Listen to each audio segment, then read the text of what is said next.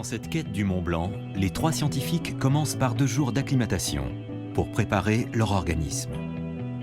Au programme, la traversée de la Vallée Blanche, avant une nuit au refuge Torino à 3400 mètres. Puis ils enchaînent le lendemain par une course sur les aiguilles d'Entrèves. Fin de leur entraînement. Ils redescendent ensuite dans la vallée, dorment à l'hôtel du Mont-Envers, départ de leur ascension.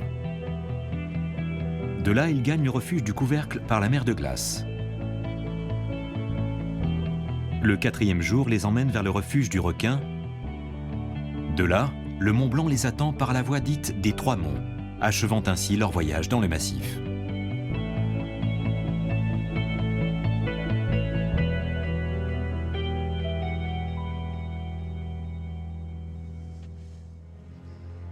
Il y a 240 millions d'années, la Terre n'est alors qu'un seul et immense continent, la Pangée. Les socles européens et africains sont encore soudés. Puis ils se dissocient et une mer de plus en plus profonde se met en place, la mer Alpine. Il y a 140 millions d'années, le massif du Mont Blanc est alors un haut fond. Puis l'océan Atlantique commence à se former.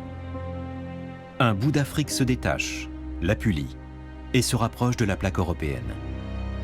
La mer Alpine disparaît, et voici 60 millions d'années, la collision a lieu. Quelques émersions se produisent, mais la totalité des Alpes émerge il y a 30 millions d'années.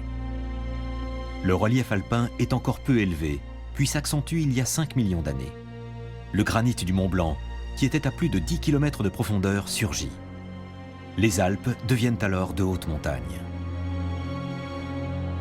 Depuis 2 millions d'années, les glaciations se succèdent. Elles érodent les roches, qui aujourd'hui continuent de gagner 1 mm par an sans que l'on sache vraiment pourquoi. Que ces empreintes proviennent d'archosaures, autrement dit les ancêtres communs des dinosaures, des oiseaux et des crocodiles. Il faut imaginer des reptiles primitifs d'une 60aine de centimètres de haut pour 3 mètres de longueur avec une démarche assez lente. Il y a 240 millions d'années, 10 millions d'années avant l'apparition des dinosaures, 200 millions d'années avant le surgissement des Alpes et du Mont Blanc, ils marchaient ici, sur une plage. Il faut beaucoup de conditions pour que ces empreintes se préservent. Le glacier tempéré s'écoule le long de la pente. Le glacier froid, lui, est stable, collé à sa base par les températures négatives permanentes.